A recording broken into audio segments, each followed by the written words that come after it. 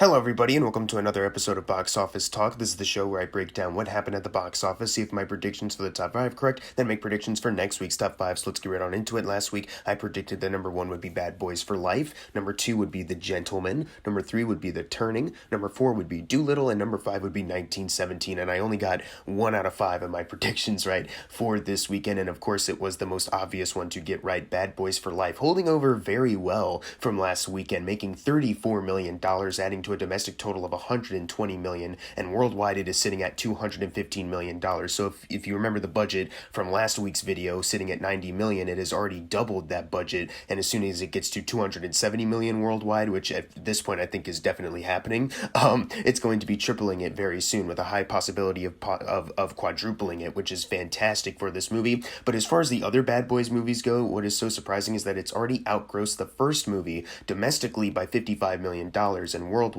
by $74 million. It still has a little ways to go until it outgrosses Bad Boys 2, but what's interesting about it is that domestically, it is already super close to outgrossing its entire domestic run, exactly $18 million more away from outgrossing Bad Boys 2 domestically, and worldwide it only needs $58 million more, which is definitely going to happen on both of them. There's no way that this movie's gonna drop off and barely outgross it. It's definitely going to, which is fantastic, because not only did I enjoy this film a lot, and a lot of people are enjoying this film, that's why so many people went to see it again this weekend, but also because just me personally, since I think it is the best Bad Boys film that we've gotten, since I'm not really fond of the other two, it's just really cool to see that this one is actually about to surpass those as far as the financial gain goes, which is really great. Number 2, we have 1917, making $15 million, adding to a domestic total of $103 million, and worldwide it is sitting at $200 million, so it has exactly doubled with its $100 million budget, which is obviously fantastic that it's technically considered a success right now. And as far as the director's Sam Mendes' other films, it is $1 million away from outgrossing his movie Road to Perdition,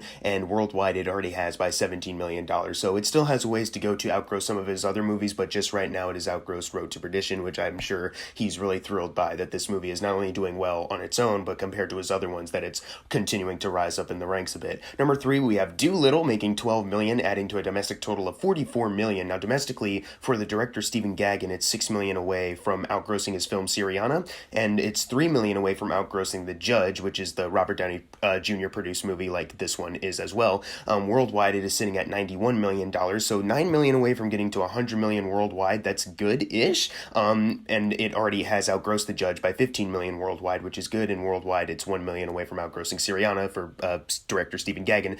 It still needs to double its $175 million budget, though, and it's still nowhere close to that. So although it's about to outgross some of these other films that these people have worked on, it's still not going to overall add up to a huge success. Number 4, we have The Gentleman, which I thought would do a little better than it did, but maybe that was just wishful thinking on my part. It made $11 million this weekend on a budget of, I'm not entirely sure, because Wikipedia nor Box Office Mojo nor thenumbers.com has a budget listed. So for now, it is just a mystery how much it cost to make. Worldwide, though, it is sitting at $33 million, which is pretty good. I'm sure a lot of it is UK audiences coming in to see it, because it is a Guy Ritchie film after all. It had a higher opening weekend than Rock'n'Rolla, Revolver, Swept Away, Snatch, and Lock, Stock, and Two Smoking Barrels, which is Guy Ritchie's other films, which is obviously great. And domestically, it has already outgrossed Rock'n'Rolla by $6 million, and it's $19 million away from outgrossing Snatch. Whether it is able to hold over next week and make that $19 million domestically, we'll just have to wait and see on that. But worldwide, it has already outgrossed Swept Away, Revolver, Rock'n'Rolla, and Lock, Stock, and Two Smoking Barrels, which is obviously great. But until we get a for sure budget, I'm not really sure if this movie is actually a success or not. I'm assuming it's going to be maybe a $50 million budget, because you have a lot of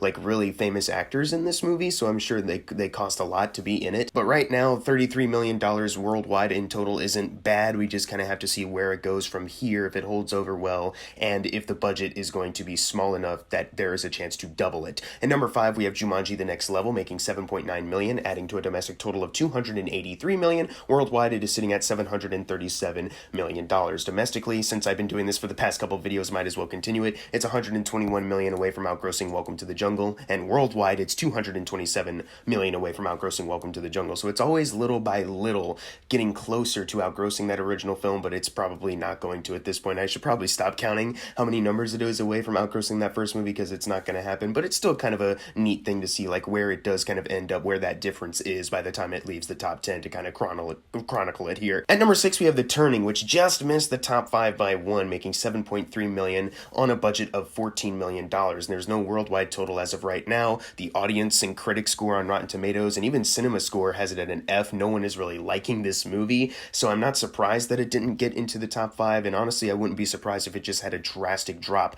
next week. I honestly, as much as the $14 million budget is a small one, I honestly doubt that it'll be able to double that before it leaves the top 10, because I think it's about to leave the top 10 fairly soon, because I don't think it's going to have as much staying power, because I think everyone kind of agrees unanimously that the movie isn't all that great. Number 7, we have Star Wars The Rise of Skywalker, making $5 million, adding to a domestic total of $501 million. Congrats to them. They made it to $500 million domestically, which is wonderful. Worldwide, it is sitting at $1.046 billion.